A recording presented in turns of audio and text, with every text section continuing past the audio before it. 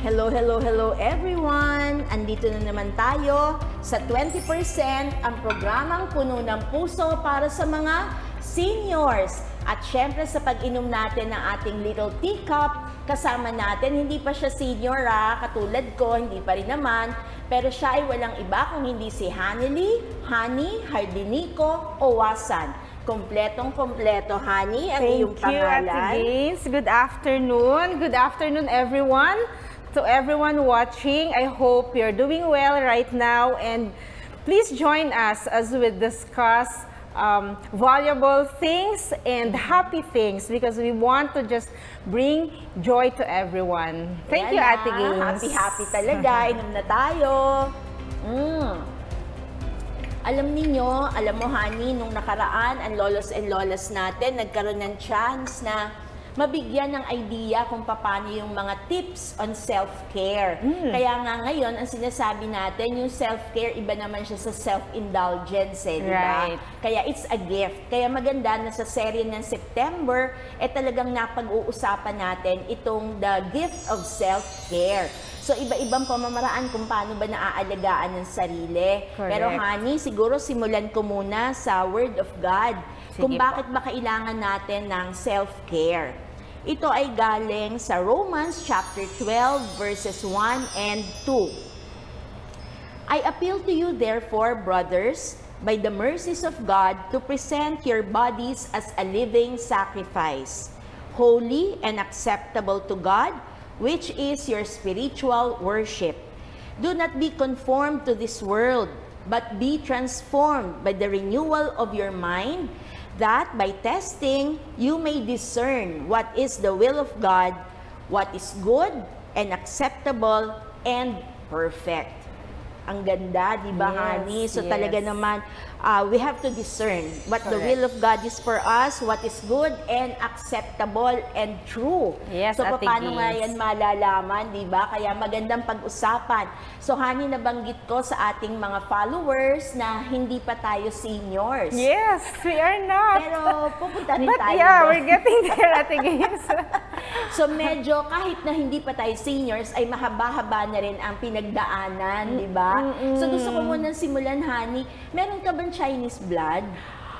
I'm not really sure, Ate Gaines, pero lagi po tinatanong yun sa akin. Everywhere I go, lagi akong tinatanong kung meron akong Chinese blood. I think that's because of my singkit eyes. Pero I'm not sure kasi sa family namin, ako lang yung singkit. Okay. So it could be from our ancestors na way back, pero sige lang, hindi. At least categorically natanong na kita. Yes. Kasi lahat ng tao, pagka makikita ka, di ba? Laging yun yung mindset nila na siguro Chinese siya, di ba? It's a usual question every time for me. So at least ngayon na-clarify na yun ang ating mga viewers at yung mga dati nang may kakilala sa'yo. So Hani, meron ka bang magagandang stories about your lolos and lolas? Lolos and lolas. So, both my paternal and maternal grandparents, yung sa paternal grandparents ko, the parents of my tatay, so I grew up knowing them. Sa mom side ko naman, only my lola, hindi ko na inabutan yung lolo ko. Yeah, when I was born, he was already gone. So my maternal lola lives with us. So I have an experience living with her. I think until I was already an adult. So from her, I learned, she taught me to do the laundry. Wow. Talaga, ha? Yes, because I am the only daughter. So I have 4 brothers. Okay. So we're 5 siblings, and I'm the 4th and the only girl in the family. So parang old school kasi, no? Walang Yes, choice. Pagka yes, only Ate girl Gaines. ka, o basta kung sino man ang mga babae sa family, old school to, ha? Di ba talagang yun ang basic na tinuturo? Parang housekeeping, Yes, so I learned how homemaking. to do the laundry. I learned how to iron my clothes, and using the old very heavy plancha, Pero hindi naman yan yung code. No, it is. Marunong ka nun? Yes, because I think, I've been in this world for 51 years. Ay, bata pa yun. So you can imagine. So I lived way back during that time when the plancha is using uling. So you mean to say talagang totoong napaplansya mo yung damit? Yes. Hindi yung tinuruan ka lang tapos wala na. Yes, and it's so heavy. Talaga. And you have to put it on dahon ng saging so that it will slide doon sa clothes. Oo, so may mga ano pala. Ang lolos and lolas tawa ng tawa ngayon, no? Kasi natatandaan nila na nung araw naman talaga, walang washing machine, di ba? Na pagkagaling sa dryer, ipapagpag mo lang, tapos na. And since I grew up in the province, so yung usual, typical laba, and sampay mo sa araw, yung gano'n. So Anong province? I'm from Bacolod. Bacolod. So ano bang salita dyan? Ilonggo? So yes. So mga sweet kayo, a genuine ganon. Ilongga. Genuine na genuine pala. So GI. Genuine Ilongga. Sweet, I think because sabi nila hindi daw kami marunong magalit. Kahit galit na, malambing pa din. And I think yung isang sweetness din ng taga Bacolod because we are a land of sugar. Oo nga. Totoo naman. Diba sugar cane na industry the ninyo? food, lagi sugar laden. So, paano hanggang pagtanda ng lola mo, you were together? Yes, hanggang until she passed nung nag-Manila away. kayo, sinama niyo na yung lola? No, I'm the only one who's here in Manila.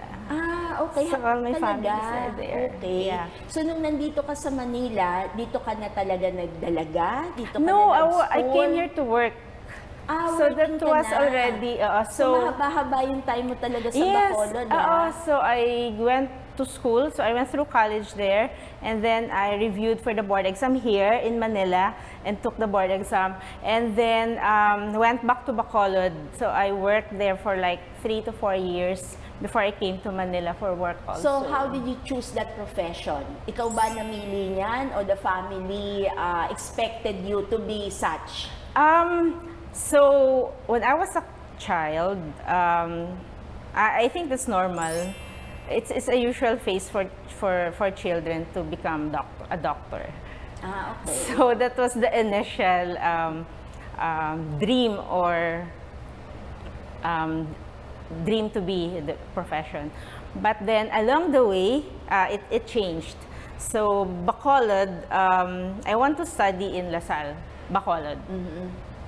And LaSalle is known for business courses. Oo nga. So I decided to take up accountancy. So I enrolled during that time it was Bachelor of Science in Commerce, major in accounting pa. Years after it was converted to Bachelor of Science in Accountancy. Yeah. So I went to LaSalle and took the accountancy course, and of course I passed, and I passed the board exam as well. Kailangan sumagot tayo dyan. Let us praise the Lord and give Him thanks.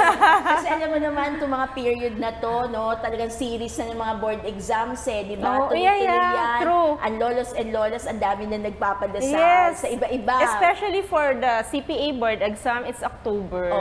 So next month na talaga lolos and lolas. So very timely. So saan ka naman nobena. Kasi di ba ganun yun? Pag nagbo-board exams, saan tayo nag-novena talaga? A group of us from LaSalle, so we came to Manila together for the review. So we stayed at a dorm in España because the review center is in España, Manila. So I think we have around like 2 groups, so the boys in a different dorm and the girls in a different dorm. And since it's in España, we would go to mass every day in UST because the dorm is just across, so just cross España and then. And of course, speaking of novena, of course, it's St. Jude. St. Jude. Hopeless cases. Yeah, because it's near the dorm. So St. Jude, and we also went to Santa Clara in Quezon City. Ay, nag-offer ng mga Yes, eggs. that's before the days before the actual exam. Oo nga. So talagang very typical, no? It Para meron is. talagang formula Yes. na sinusundan pagka mga board examiners. Yes, especially us coming from the examinees. province. Kasi 'di ba, hindi kami masyado sanay sa Manila. So, kung ano lang yung alam naming puntahan. Pero yan yung usual na ruta talaga di ba? So, mabait naman ng Diyos, no? At talagang napagbigyan kung Yes. ano yung dream mo. Yes. So, nung finally, dito ka na nagstay talaga sa Manila. So, nag-work ka na. Sabi mo, bumalik ka pa to work, di ba? Yes, so I worked there pa 3 to 4 years before I came back to Manila to work as So, well. bakit ka for bumalik work. ng Manila? I think there was just opportunities, a better opportunity to exercise the profession, So, parang so to career speak. move yan. Yes, Career it move. was, yeah. Pero dun sa career move na yon, kasama na rin bang na in love? Not yet. Not yet. So, Not mahaba yet. pa talaga yung journey Yes, mo muna as a yes. single person. Right. So, So, na-exhaust mo talaga yung panahon na yun, na-enjoy Yes, mo. so I was a late bloomer.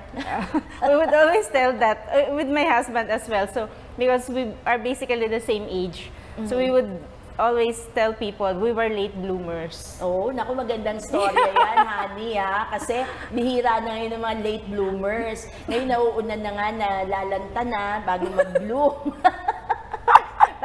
Para iba masyado mabilis kasi yung pacing natin ngayon. Pero true. nung mga panahon na yon, ayan. So, yan nga ang kwento mo. So, nung sa career-wise naman, so very happy ka nga, very fulfilling. So, walang chance na may iba ka pa bang dreams na you wanted to achieve? Kasi kumbaga nandun ka na sa peak of your career, napagbigyan ka na ng Diyos dun sa mga hiniling mo. So, Yeah. was there ever a time in your life na sabi mo, I wanted, gusto ko pa mag-explore? I think there was a point na it may be because of age as well. There was a point that I just want to lie low from all the stress, especially in the business world. It's really stressful with the kind of work that I have. So there was a point na I would just want to lie low and not stress myself so much. So I thought of having a second source of income. I mean, so that it could be a full-time one later on. Or it could be an alternate or an additional should I decide to really lie low from the corporate world. So, we're talking about self-care di ba? Yes. So, yung ganito pong mga True. sagot sa atin ni Honey, that is about self-care. Yes. Kasi you're trying not just to provide for your needs for the day, pero looking into the future Right. para naman medyo nakakahinga. Yes. Kasi, tsaka sabi mo nga, inamin mo, dahil doon sa profession mo, very stressful. Siyempre, numbers yan, ano? Ako estudyante pa lang ako, stress na ako sa numbers. Kasi ayaw ko talaga ng math, ayaw ko ng algebra. Pero yan ang linya mo. So, nakaka-stress nga kasi may mga legal ano yan di ba? Yes, correct. Consequences, Yes, no? Pagka medyo mali, o slight error, di ba? Maging responsible ka para dun sa ano yon, sa office mo o dun sa clientele mo. And I think, Ate Gaines, when you're not getting any younger, you just want to take care of yourself more.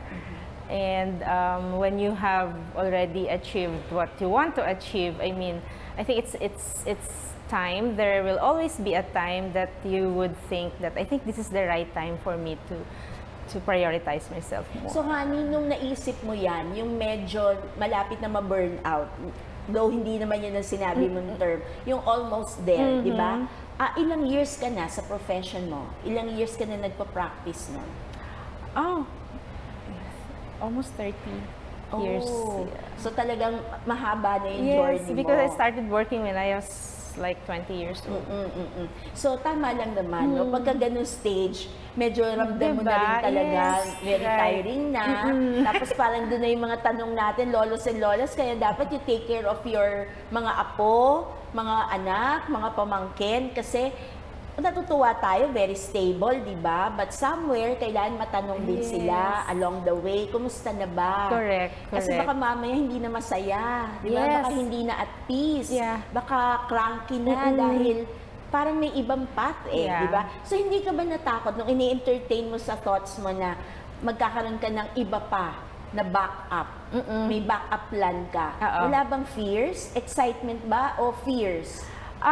Not so much fear, but yeah, it's really more of excitement kasi you get to do something else. Alam mo yun, yung I was asked once, what are you getting from this? And my response was, it's the joy of having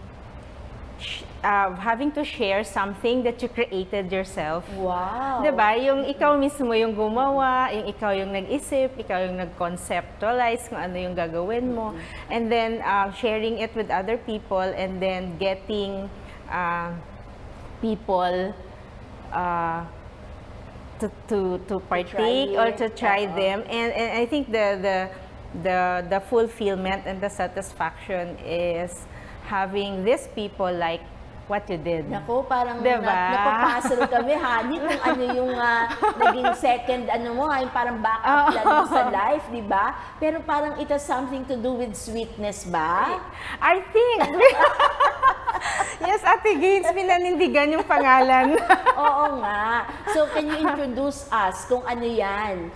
So, ibig sabihin, nung kinreate mo to, sabi mo, di ba, gusto mo yung kinikreate mo, tapos isi-share mo, tapos once i-share mo sila, i-absorb nila yon. So, mukhang pagkain yan. Yes, it is. So, nung ni-launch mo yan, nung tin-try out mo yan, hindi mo pa binibitawan yung profession mo? No, hindi pa. Kasabayan yan. Yes. Sabayan mo na talaga. It was around 2019, so that was before pa the pandemic, that we thought of starting something.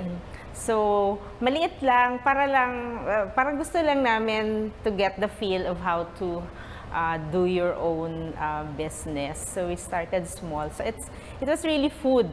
So, kung ano lang yung maisip ko. Kasi, we as a family, mahilig talaga kami sa pagkain. Okay. So, we would always try new food na nakita namin. So, let's say may nag-open ng new restaurant. So, mahilig kami sa ganon to try, and along the way na parang ano na nga ako na typecast na ako doon pagkain, Ask Honey. Oh, so meron kung ano yung gusto mong masarap na pagkain, Ask Honey. So hindi naman yan, honey, kasi lolos and lolas, no? Pagka kumakain lagi sa labas, di ba napapagalitan tayo ng lolos and lolas, di ba? Pero times have changed. Yes. Talagang ang tao ngayon, food is an experience. Yeah, diba? correct. Diba? Totoo yan, ano? Yung sa mga generation natin, saka yung younger than us, talagang experience yung food, di ba? And it's not only like the taste.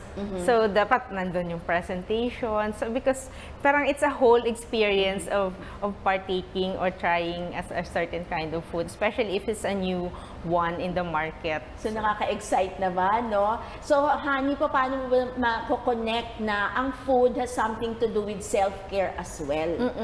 So, hindi siya luxury, kundi part of taking care of yourself as well. I think because at the Gaines, when you say self-care, first and foremost, on top of the list is physical care for yourself. And food is always a comfort food. So, mako-connect mo din, diba?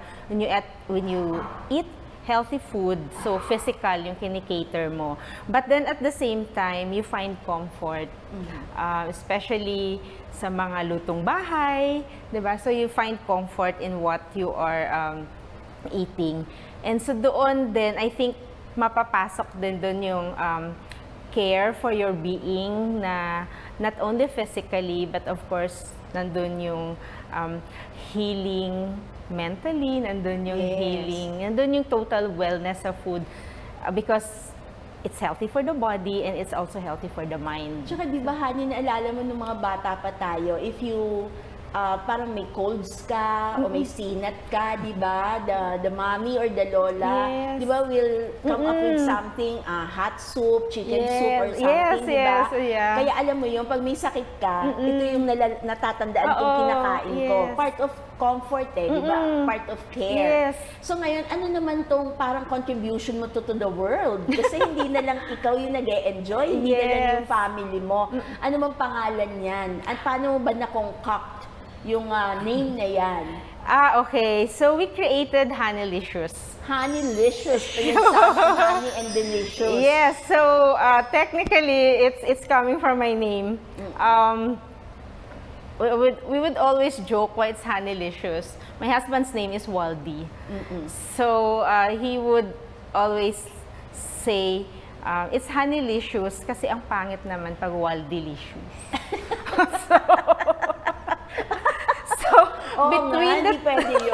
Between the two options, mas maganda pakinggan yung honey. And of course, since ako yung creator and most of the food items talaga, ako yung gumagawa. Kasi Waldy is doing naman sa drink, sa beverage side naman. Siya naman yung creator doon. So what a good combination. So food and drink talaga. So hindi drink lang. Kasi gano'n naman pag nagka-crave tayo, di ba?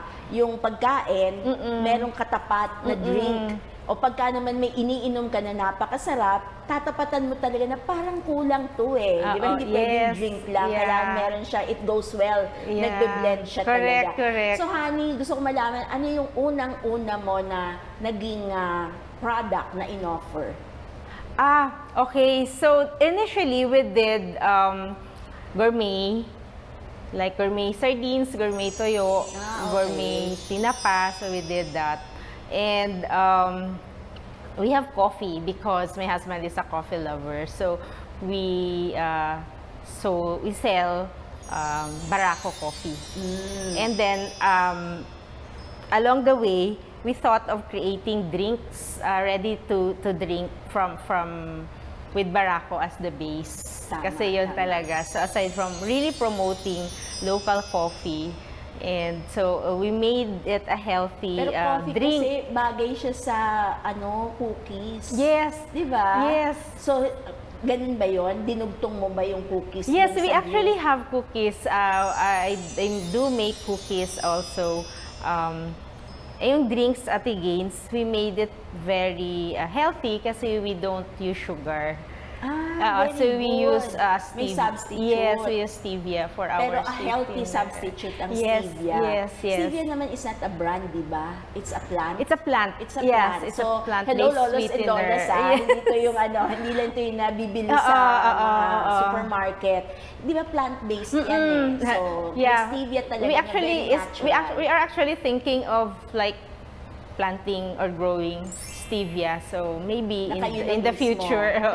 Maybe in the future. Because so we'll learn. Madali siya madali siyang mag-grow. Tapos parang pwede nga yun, kukuha ka, tapos talagang kakainin mo ganun, malalasahan mo talaga yung sweetness. Tapos honey, tama. Pagka sinabi nating self-care, di ba, when you're sad, pag happy ka, ang iisipin mo agad, ay, masarap kumain. Correct. Di ba? Whether malungkot ka, ay, ikain mo na lang yan. Di ba? Kaya parang ang ganda-ganda nga, na pang self-care, pati yung pagkain. But of course, in moderation. Yes, of course. Pero syempre, honey, alam mo ba, are you aware? Kasi baka pwede mo siya maging patron. So meron patron saint po, ng mga nagko-concoct ng mga cookies, mga ganyan, tsaka yung mga herbs. Ang pangalan niya si Saint Hildegard. European siya, parang if I'm not mistaken, parang German ba siya? Parang ganon, along that line. So meron, famous siya kasi meron siyang na-bake na cookies. Wow. Ikaw ang mas marunong sa baking. Sa tingin mo, ano ba yung mga ingredients ng mga ganyan sa cooking? Kasi iba-iba naman kahit pare-parehong cookies, di ba? Iba-iba yung ingredients. Would you like to give an idea to our lolos and lolas na itong saint na to, kakaiba ang kanyang mga ingredients? Okay, so I think I have to look up Saint Hildegard. She could be my patron saint at Gaines. So yung cookies niya, na ginawa is called the Cookies of Joy. Wow. So, honey sa'yo, talbog ka niya. Yes. Siya, Cookies of Joy. Yeah, so I think we will make this later on. So ingredients, of course, butter. So it's a basic ingredient for cookies. Butter, and then there's brown sugar. There's honey at again. Wow. So there's honey. So we could use our honey because we have honey as well with And honey healthy rin issues. kasi ang honey, Yes, no? it Instead is. of sugar It talaga. is. It very healthy. It is. Sabi nga nila, it's a perfect food, ang honey. And of course, egg yolks and flour. Saint Hildegard used spelt flour. Spelt flour is a kind of wheat flour. So you could get this from baking stores. May ganyan ba tayo sa Pilipinas? I think meron. So Ah. it's a kind of a wheat flour. Though not popular, no? Oh yeah, because we would just use here. Pero madami na ring wheat flour. Available na din. Oo. Okay. So a healthy substitute would be, I think almond flour would do. So of course salt, nutmeg, cinnamon, and cloves. Kakaiba yung mga Oo, ingredients niya. hindi ko diba? siya nagamit. So, I'm pretty sure iba rin ang lasa niya. Oo. No? Kasi pag kinagat mo, parang, teka muna, may nutmeg. Pag may nutmeg pa lang, alam mo na how special it Yes, is. and there's cinnamon. And egg yolks lang po yung ginamit. Ayan. So, parang kailangan to taste is to believe. Yes, so parang iniisip mo pa lang, Ate Gaines, ang combination ng ingredients, parang it will surely give you joy, no? Yes, I agree. Kaya alam mo, meron daw effect yan eh. Sabi dito, no, dun sa recipe ni Saint Hildegard. Ang sabi niya, pag kinain mo daw yung cookie na yon, it will reduce the bad humors talaga, yung negativity ng tao kasi magi-spark ng joy eh, di ba? Maybe because of the ingredients nga. Tapos it will enrich the blood and fortify the nerves. So, nung unang panahon, kilala nga siya kasi yung mga binibake nga niya, tapos nagko-concoct nga siya ng mga herbs na iniinom. So, magandang good match ito for you and your husband. Kaya maganda din na we ask for the intercession of Saint Hildegard. Pero honey, gusto namin makilala yung asawa mo. Yes. Kasi kung ang kinukwento mo sa Honey Delicious, hindi nga pwedeng Wild Delicious. Yes, eh, no? hindi. Masadwa talaga siya. So, parang hindi self-care pagka nagwaldas tayo. Medyo close to that eh. Pero sabi nga, thank you very much kasi may option. Itong option na to na hindi lang yung profession na binigay ng Diyos sa'yo. Of course, that's a mission as well, di ba? Pero maganda rin naman nag-grow. At sa'yo, finally, 2019, 2023 na tayo ngayon and looking strong. Kaya maganda na papag-usapan natin the joy that you are bringing also because of Honey Licious, di ba? And it's good to know for lolos and lolas na dapat mapili tayo na hindi lang basta cookie yung kinakain mo, hindi lang basta kape yung iniinom, yung ingredients. Yes, kasi di ba, like caffeine, like yung sugar, di ba? Pero sabi nga, may mga alternatives naman siya. Correct. So somehow, through the intercession also of Saint Hildegard, sana nga magabayan tayo into self-care. Yes. So honey, sasama mo ba next Monday ang husband mo? Sure. Para ba sila mismo, yung audience natin yung makakita. Why we chose Honey Licious instead of Wild Delicious. Oo nga, tama. At saka titingnan natin kung paano yung mix-match ninyong dalawa. Di ba? Nagmi-mix match ang coffee, ang cake, ang coffee at cookies di ba? True. So sa Monday po, aabangan natin at papakilala sa atin ni Honey kung sino yung kanyang sweet one. Yes. Ayan. So ngayon naman, siguro Honey, we ask the intercession of Saint Hildegard that the Holy Spirit will always guide all of us in taking good care of ourselves. Okay, so let us pray in the name of the Father, and of the Son, and of the Holy Spirit. Amen. Fire of the Spirit, life of the lives of creatures, spiral of sanctity, bond of all natures, glow of charity, lights of clarity, taste of sweetness to sinners, be with us and hear us.